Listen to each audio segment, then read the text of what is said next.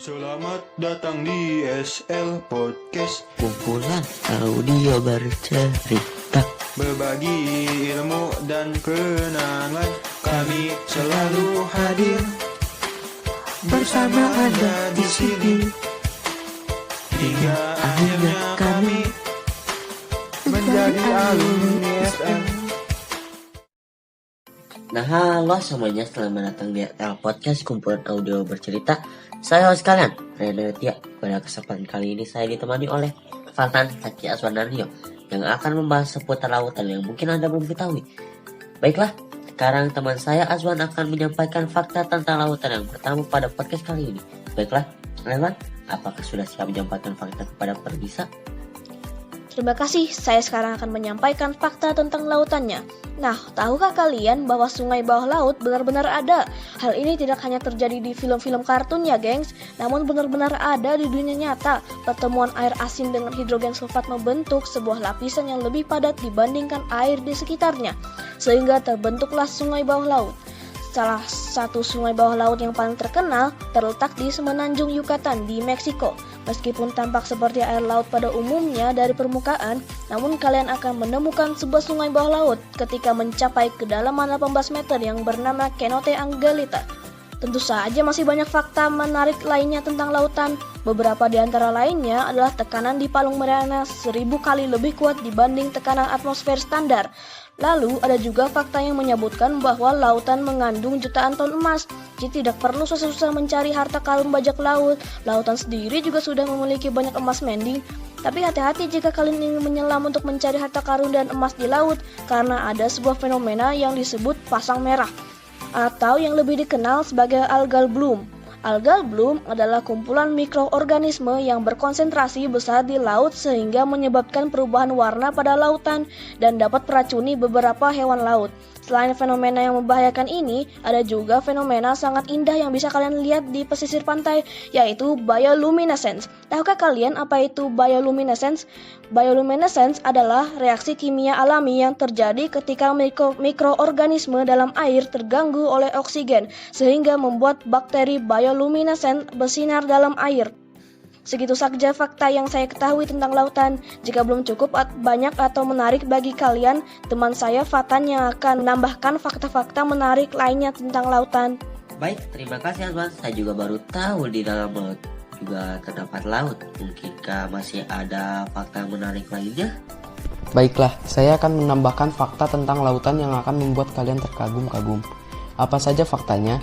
Tahukah kalian bahwa paus biru adalah hewan terbesar di bumi dengan panjang 33 meter dan berat 180 ton? Belum cukup menarik? Sebenarnya ada seekor hewan yang panjangnya dapat menyaingi paus biru, yaitu Praedubia atau Siphonophore raksasa. Adalah invertebrata yang hidup di laut pada kedalaman 700 hingga 1000 meter. Ngomong-ngomong soal hewan yang hidup pada kedalaman 1000 meter lebih di lautan, masih ada hewan menarik lainnya selain Praedubia dan anglerfish yang hidup di kedalaman laut. Salah satunya adalah barrel eye fish, juga dikenal sebagai spookfish. Barrel eye fish adalah ikan Argentiniformis kecil di lautan dalam yang terdiri dari keluarga Opisthophroctidae yang ditemukan di perairan beriklim tropis hingga sedang di Atlantik, Pasifik, dan Samudra Hindia.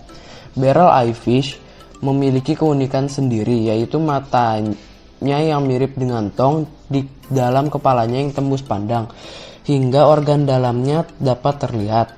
Lalu selain itu masih ada hewan menarik lainnya di kedalaman 1000 meter lebih, yaitu hiu goblin.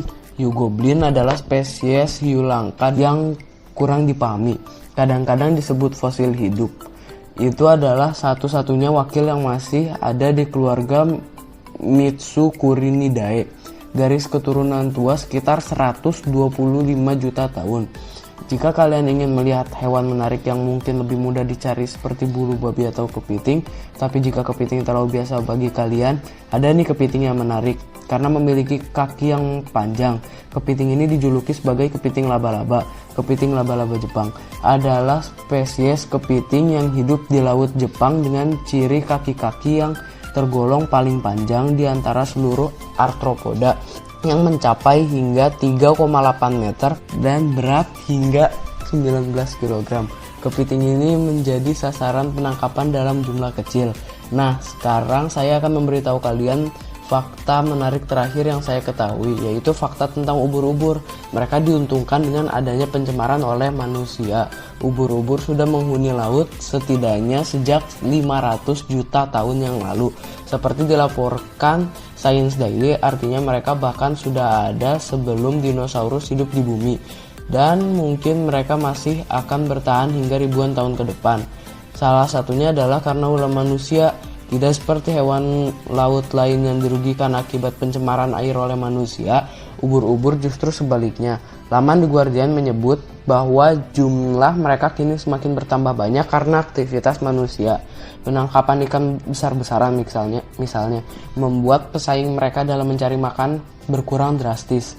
Suhu lautan yang semakin meningkat membuat penyebaran ubur-ubur semakin luas. Perkembangan daerah pantai membuat polip mereka bisa berkembang dengan bebas.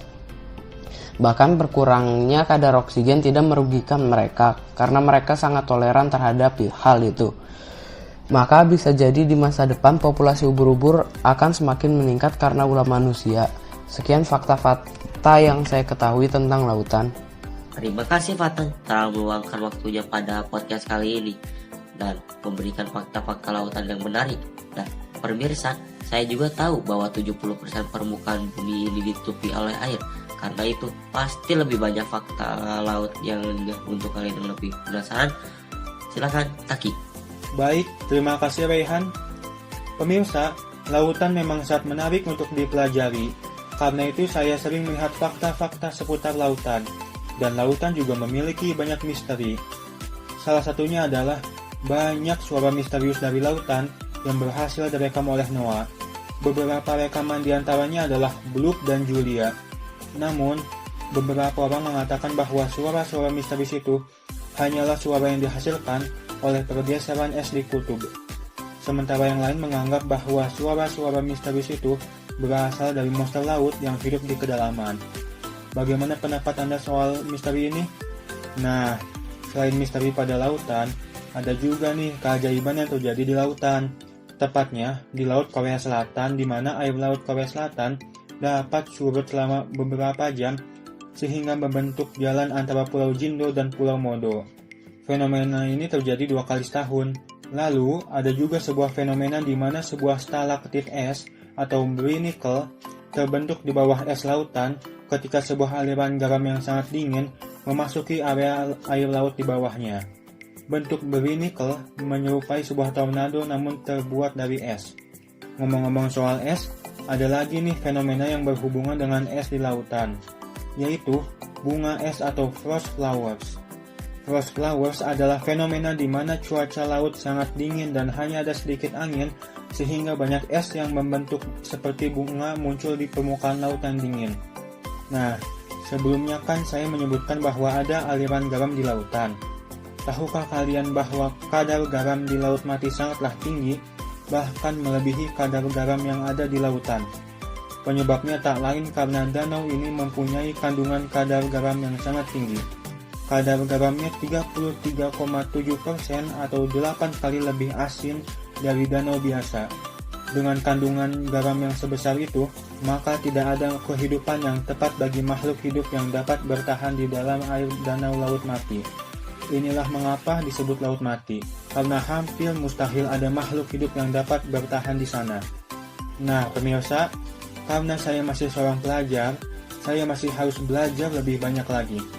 Karena itu, hanya segitu saja fakta-fakta mengenai lautan yang dapat saya sampaikan pada podcast kali ini. Terima kasih telah mendengarkan. Sampai jumpa. Baik, terima kasih Taki atas fakta-faktanya. Sekarang teman saya Rio akan menyebutkan fakta-fakta tentang lautnya. Silakan Rio. Assalamualaikum warahmatullahi wabarakatuh. Waalaikumsalam warahmatullahi wabarakatuh.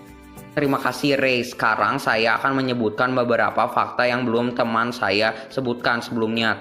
Tahukah Anda bahwa ada anggur di laut?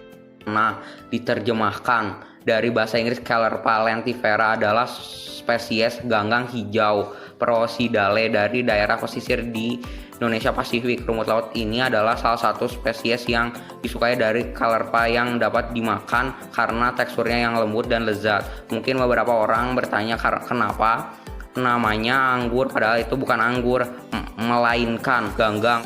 Karena ganggang tersebut teksturnya lembut dan dapat dimakan seperti anggur, sama halnya seperti bintang laut. Walaupun dalam bahasa Inggris ia dikenal dengan sebutan starfish, hewan ini sangat jauh hubungannya dengan ikan. Bintang laut merupakan hewan invertebrata yang termasuk dalam filum Echinodermata dan kelas Asteroidea.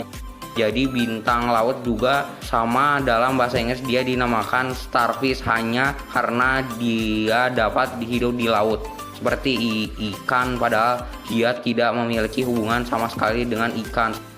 Bintang laut juga hidup di terumbu karang bersama dengan teman-temannya, yaitu anemon, ikan nemo, dan hewan yang tinggal di terumbu karang lainnya. Tahukah Anda apa itu terumbu karang? Terumbu karang adalah sekumpulan hewan karang yang bersimbiosis dengan sejenis tumbuhan alga yang disebut zooax halhalae. Terumbu karang termasuk dalam jenis filum Cnidaria kelas Azhozia yang memiliki tentakel. Nah, ada juga kumpulan terumbu karang terbesar di laut, yaitu Great Barrier Reef. Nah, apa itu Great Barrier Reef? Great Barrier Reef atau karang penghalang besar adalah kumpulan terumbu karang terbesar di dunia yang terdiri atas lebih kurang 3.000 karang dan 900 pulau karang terletak di Laut Koral lepas pantai Queensland, timur laut Australia. Terumbu karang hidup di zona neritik. Apakah Anda tahu zona neritik? Zona neritik adalah nama zona laut berdasarkan kedalaman. Zona laut pertama berdasarkan kedalaman adalah zona litoral. Zona litoral ini terdapat pantai atau di wilayah pasang surut. Lalu selanjutnya ada zona neritik yang sudah disebutkan. Zona neritik ini cahaya matahari masih tambut ke zona yang berada di kedalaman 200 meter ini. Selanjutnya ada zona batial di mana cahaya matahari sudah tidak terlihat karena zona ini berada di kedalaman 200 sampai 2000 meter, dan yang terakhir ada zona abisal. Zona ini berada di kedalaman 2000 meter lebih dan sangat dingin sehingga hanya ada sedikit tumbuhan dan hewan di zona ini. Mungkin kita berpikir tidak ada orang yang menyelam sampai zona laut dalam yang sudah aku sebutkan tadi. Namun ada seseorang yang mampu menyelam 200 meter lebih. Orang tersebut adalah Herbert Nietzsche. Dia adalah pemegang rekor free diving terdalam. Dia memecahkan free diving terdalam ketika ia menyelam sedalam 214 meter. Kemudian pada 2 Juni 2012 dia memecahkan rekor sebelumnya dengan menyelam sedalam 253,2 meter, dan pada kedalaman itu dia sudah memasuki zona batial. Sebenarnya masih banyak pemecahan rekor dunia yang dilakukan di laut, namun baru segitu yang saya ketahui. Sekian untuk fakta seputar lautan dari saya. Sampai jumpa lagi. Assalamualaikum warahmatullahi wabarakatuh. Waalaikumsalam warahmatullahi wabarakatuh. Baik, terima kasih Rio untuk fakta-fakta menarik yang telah disampaikan kepada kita. Baiklah pemirsa, sekian fakta-fakta yang bisa teman saya bicarakan pada podcast kali ini. Semoga bermanfaat dan kami mohon maaf bila ada kesalahan. Terima kasih telah mendengarkan podcast kali ini. Saya Rehan, sampai jumpa di podcast selanjutnya. Dadah.